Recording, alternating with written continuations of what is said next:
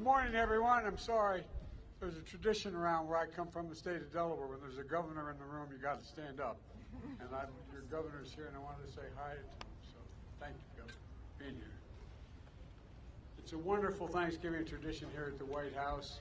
There's a lot to say about it, but it's chilly outside, so I'm going to keep this short. Nobody likes it when their turkey gets cold.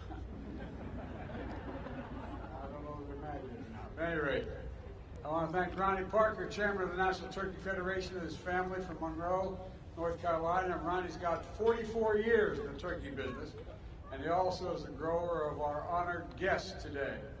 And Lexi, he got a lot of help from Lexi, our fourth-generation member of the ranch where the turkeys were raised and prepared for this very day. They don't know what the verdict, I'm not sure of the verdict yet, but we're going to find out in a minute. They listen to a lot of music, I'm told, in order to prepare for the crowd noise today. That's real hard work. And they interacted with the children to show their softer side. Sounds like another flock hoping to come to Washington 2024.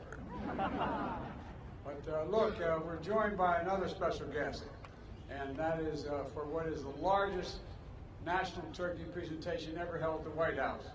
My dear friends, I can introduce them again, Roy Cooper and First Lady Kristen Cooper here. Truly fantastic news. Say hi. We're also joined by Congressman Dan Bishop. Where are you, Danny? Hey, Dan, welcome. Great to see you here. Thank you. And from the 9th District of North Carolina. And a special thanks to members of my staff and their young children who are here today as well.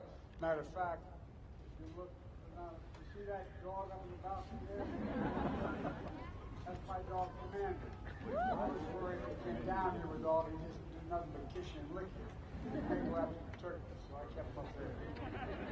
But we're joined by another group of kids, as I said, from students from Brooklyn Middle School. The reason they're here in Washington, the reason they're joining us today is, they were invited a couple years ago to come, but because of COVID, we couldn't have it.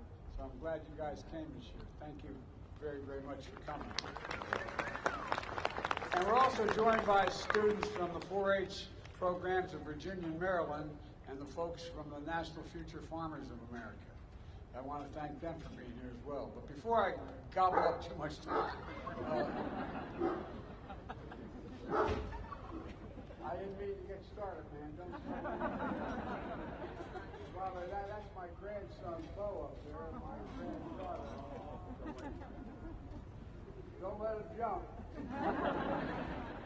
At any rate, we got to get on with this. First of all, the votes are in. They've been counted and verified. There's no ballot stuffing. There's no foul play. The only red wave this season is going to be a German Shepherd Commander knocks over the cranberry sauce on our table. That will cause.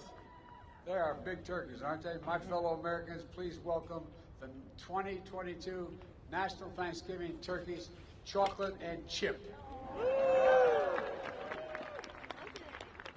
I tell you what, man. They can go wherever they want. Of course, chocolate is my favorite. Chocolate is my favorite ice cream. We could have named them Chips and Science. But anyway, good name as well. The chocolate chip weighs 46 pounds, and I'm told he loves catching sun on the Outer Banks. And Chip weighs 47. And he loves barbecue and basketball, I'm told. After receiving their presidential pardons today, Chocolate and Chip are going to head to one of the nation's great basketball schools and research universities, North Carolina State. Now, when we told them they were joining the Wolf Pack, they got a little scared. But then we explained it was just a mascot for the school, as one of the nation's best poultry science departments in the country. And now, based on their temperament and commitment to being productive members of society, I hereby pardon. Yes. I hereby pardon Chocolate and Chip. Which one's Chocolate? Who's Chip? Chocolate, you're pardoned, and so are you, Chip. Chip should I know. I don't even have to be told. Ronnie, why don't we put them on the table? Can you do that? You can do that.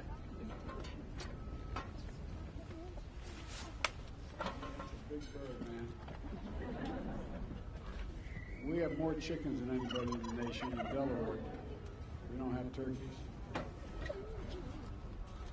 Look at this. God love you. Now, this is chocolate, right? Chocolate, you are pardoned. You are pardoned. So you had to tell me that? Chocolate. Yeah, you are. Yeah, I'm serious. He said, I don't know, man. You didn't have to pardon me. I knew I was pardoned. At any rate, thank you both very, very much. Thank you very much. Appreciate it. How many turkeys have you got down there? God love you. 9.5 million turkeys. I tell you what, that's like some of the countries I've been to. Anyway, you want to talk? Look, folks, in all seriousness, let me close with this. We can't forget the reason for Thanksgiving in the first place. Pilgrims thought it was pretty important in tough times to come together and thank God, grateful for what we have. That's what the Thanksgiving tradition is all about, being grateful for what we have. And grateful for fellow Americans who we may never meet, but who are grateful. There you go. They're grateful. And think about the scientists and researchers, doctors and nurses keeping us safe through the pandemic. 2 years ago, we couldn't even safely have Thanksgiving with large family gatherings. Now we can. That's progress, and let's keep it going. We have new COVID vaccine updates to deal with, new variants to protect you and your loved ones. So get it today. Get your flu shots as well. This winter can be much happier than recent holiday seasons, but you have to do your part. Please visit vaccines.gov. Decide what you're going to do. We're also grateful for frontline workers that are keeping essential services going and growing and providing food on our tables.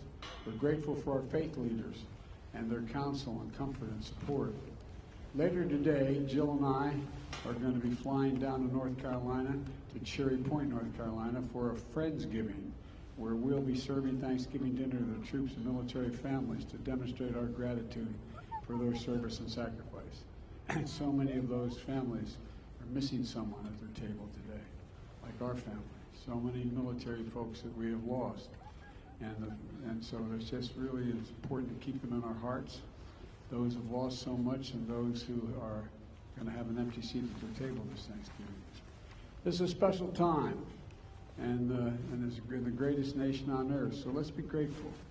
Scripture says, let us rejoice always, pray continually, and give thanks in all circumstances. Folks, let's remember all the political fighting goes on you read about. Let's remember one thing. This is the United States of America. The United States of America. There's not a single solitary thing beyond our capacity as a nation. Nothing beyond our capacity if we do it together, united. United. You picked two great turkeys. From the Biden family to all of yours, happy Thanksgiving, and may God bless you all, and may God protect our troops. Thank you all for being here.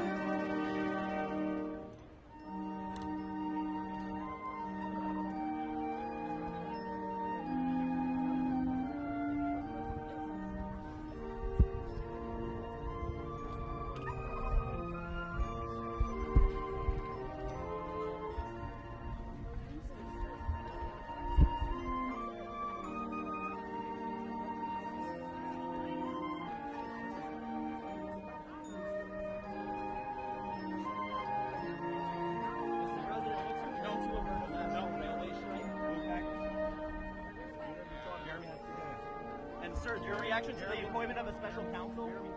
I had no idea. I learned it when you did. Do you feel it was the appropriate decision, sir? Hi. How you doing?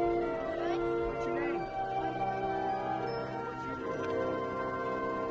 You take care of him?